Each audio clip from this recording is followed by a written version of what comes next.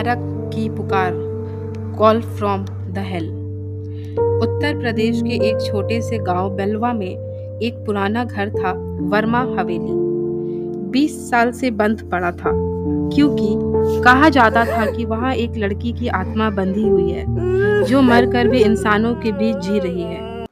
वर्मा जी अपने परिवार के साथ शहर से लौटे।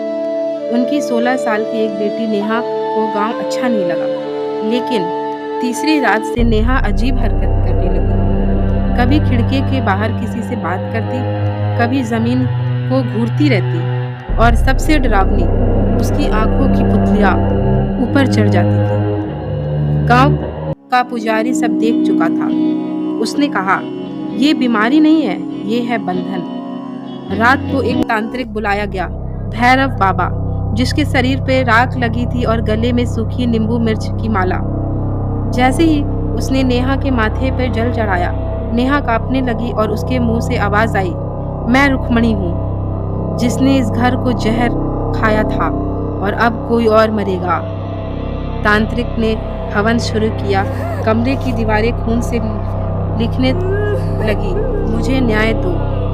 नेहा एकदम हवा में उड़ गई और उसका सिर उल्टा हो गया। तभी तांत्रिक चिल्लाया, रुक्मणी, जा अपनी आग में लौट जा। और हवन की अग्नि काली पड़ गई और एक औरत की चीख सुनाई दी। फिर सब शांत।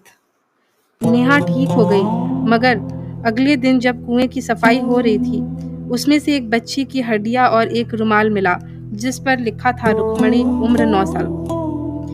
वर्मा जी ने सिर झुका लिया, क्योंकि उन्होंने कभी गांव की नौकरानी की बेटी को गायब होते देखा था, पर कुछ कहा नहीं था।